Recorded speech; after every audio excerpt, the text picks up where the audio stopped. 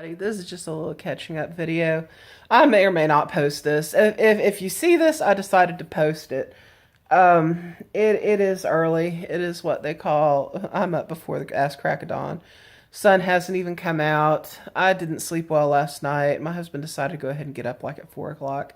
He wanted to get to work early so he can leave early. We're supposed to have a really bad storm come through this evening, and they're saying that it could, start getting bad in late afternoon, which he didn't want to be caught in a crosstown commute on the freeway in rush hour with a bad storm coming through. So he went into work early so he can leave early. Um, I helped him get ready for work, pack lunch, make coffee, feed the cat, had my breakfast, took my medicine, got him out the door. He got the trash gathered up so he could take the trash out.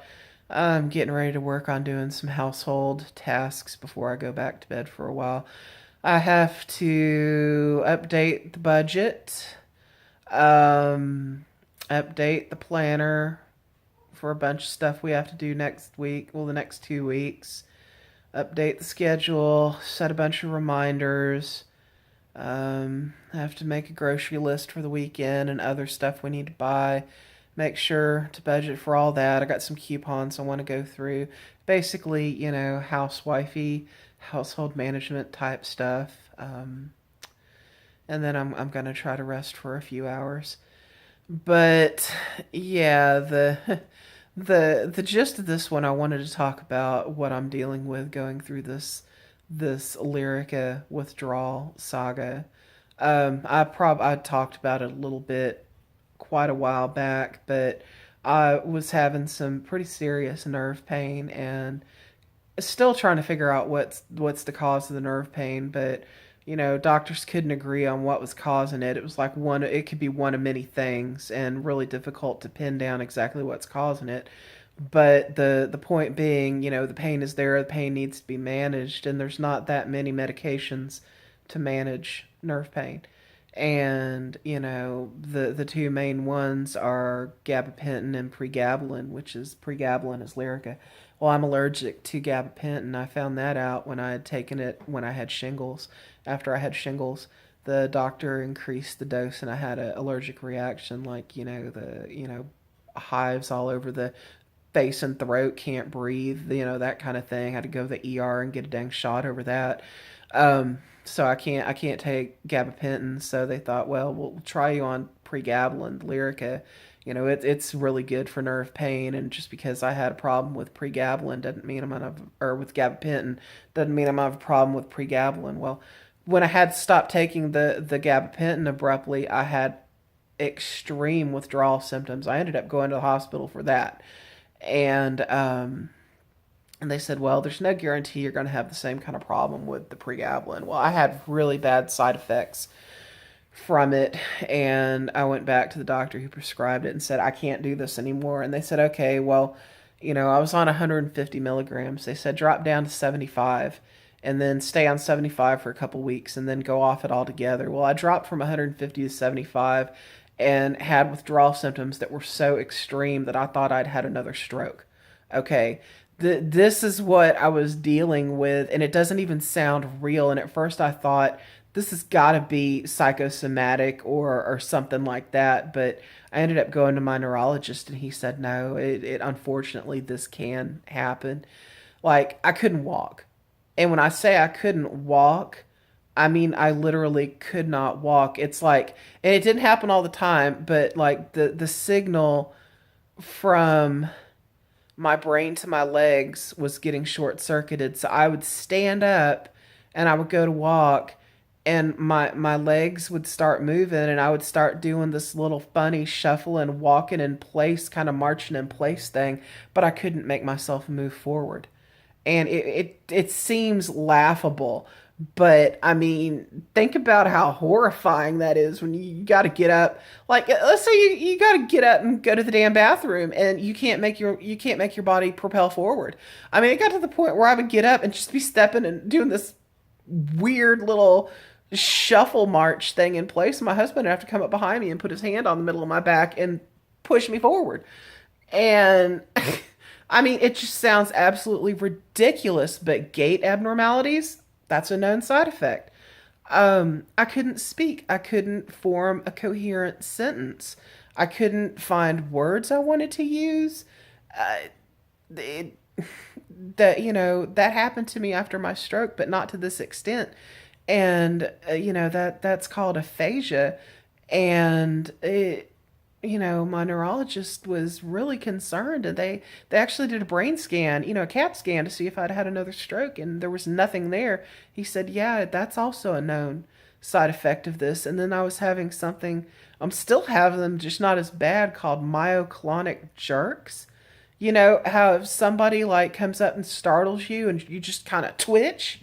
Okay, I was having that, but like over and over and over and over and over. I'd have it like 20 times in a row. And and then I'd just be exhausted afterwards. And again, the doctor said that's a known, that's a known thing with this. And brain fog, trouble sleeping, either sleeping 15 hours a day or sleeping 2 or 3 hours a day. Um Night terrors, waking up from a dead sleep just in a terror, just waking up with my heart racing and blind panic attacks. I had such a bad panic attack. I thought I was having a heart attack, and ended up calling 911 thinking I was having a heart attack, and it turned out no, it was just a panic attack. I get, random chest pains, stomach stuff. Oh man, one of the worst things, and this is thankfully now that I'm down from 150 milligrams to 50 now, and this has started to fade. But I was having just intrusive, obsessive, dark thoughts about death, and not suicidal thoughts, which that is a known thing. They were really worried that I would start having that, because there have been people that have killed themselves on Lyrica because of the suicidal obsessions. And no, but it's like just going about my random daily business, and I would just have this overwhelming, intrusive thought about dying, and to the point where it's like, your breath catches in your throat, and it feels like this giant icy hand is just gripping your inside, and it would just hit out of nowhere. And that's a known thing from it. Um, Weird head sensations. I dropped my dose some yesterday, and I had to go get. I had one doctor's appointment in the morning. Well, my husband and I both had doctor stuff.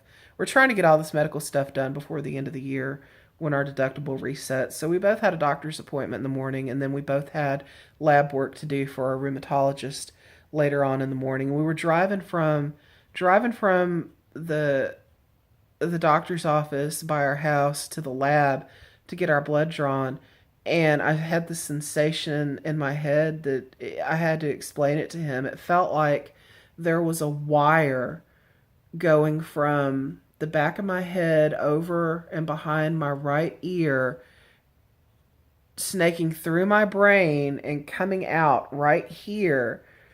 And it felt like every once in a while someone was hitting it with electricity and just jolting inside my brain. Um, they call it brain zaps. That's a known thing with this medication. I also have sensations sometimes that, uh, like, the inside of my brain is like someone opened a can of seltzer water or put some Alka Seltzer in a glass, like a fizzing, effervescent sensation. I have pressure sensations where it'll feel like two giant hands are just squeezing my head, and my head's about to pop. I'll have sensations that feel like there's a bubble inside my head that's getting bigger, and the pressure's getting bigger, and it's about to pop. I have crawling sensations like on the inside of my skull, where it's like tingling, crawling, ants on the skin, but inside my head. Um, Headaches, all kind of weird headaches, buzzing sensations. Just, I mean, it's not been fun. And I've had to rule out any kind of epilepsy, I've had an EEG done too, and no, there's no epileptic, nothing like that happening. This is all, according to my neurologist, this is all side effects of the Lyrica and withdrawal complications of the Lyrica. So every time I drop a dose, drop a little increment on it, I have a really, really hard, like 3 or 4 really hard days and nights, cold sweats, the shakes, the jerks, stomach upset, anxiety, just crying out of nowhere, just burst into tears. Um, it's bad. I just want off this stuff. And rebound nerve pain, the nerve pain that I take the medicine to treat, will come back, just surging back and even worse than before. But then that kind of levels off. All this stuff happens, all these withdrawal symptoms hit, and then they build up and they peak about 5 days after I've dropped a dose, and then they fade. And then, it's like, okay, I'm at an equilibrium and it's leveled off, but how long? I have to eventually drop a little bit more. I've got to get off this stuff. And it's just been exhausting. It has taken so much out of me dealing with this. I look like hell. My eyes are sunken in and dark. I've been losing hair. You can see I got my hair cut. I got bangs and some little layers cut to try to disguise, the hair loss. The good news is now that I'm down so much, I've got a lot of new growth. So I've got all these little fine, little poking up baby hairs. But yeah, I mean, I've been losing hair. I had to get, a lot of the length cut off because it was starting to look stringy. Oh man, it's not like a bald patch. It's like just diffuse hair loss all over. Every time I brush my hair, I'm gonna have a wad of hair. Every time I wash my hair, I got a big old wad of hair. But yeah, my eyes just so dark and sunken right now. Um, my skin looks really, really bad too. I'm having a lot of autoimmune. It's triggering autoimmune flare-ups too. So I've got my freaking butterfly rash has been bothering me. It's made the Sjogren's syndrome symptoms a little worse. My eyes really dry, and burning a lot. It's been hell. My skin is looking inflamed yet waxy at the same time, and it's, oh goodness, it's just been so rough. Um, I'll just be so glad to be off this. I don't know what I'm gonna do to help with the nerve pain. I've been talking to every doctor, every specialist I see, trying to get their opinion, and it's not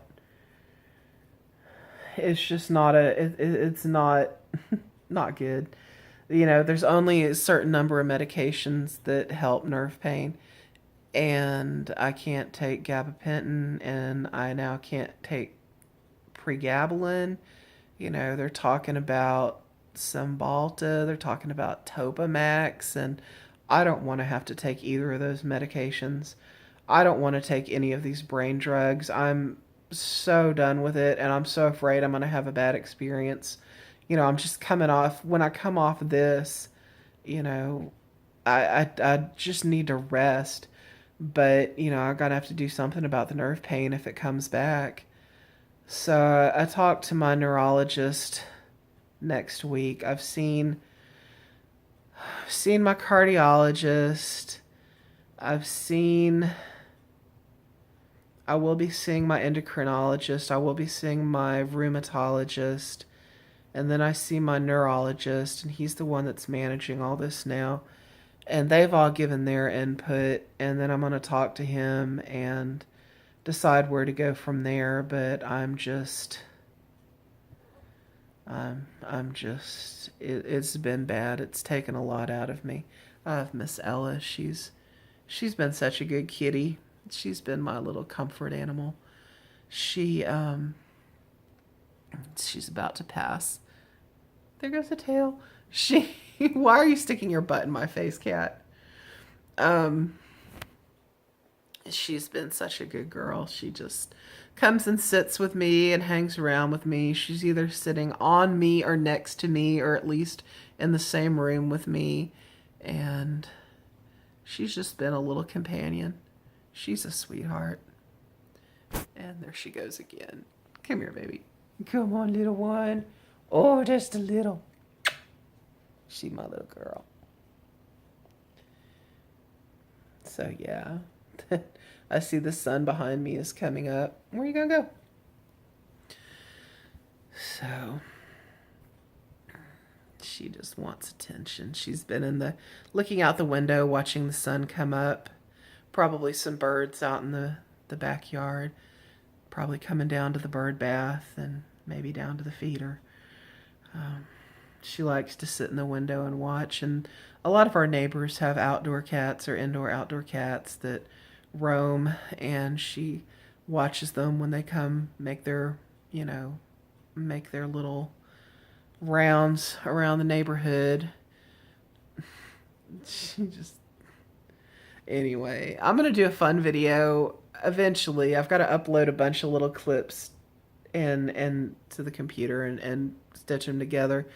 It's kind of sad, but kind of interesting.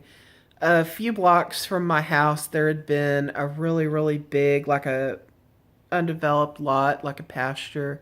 They had some cattle on it, and it got sold, and it's being developed into housing.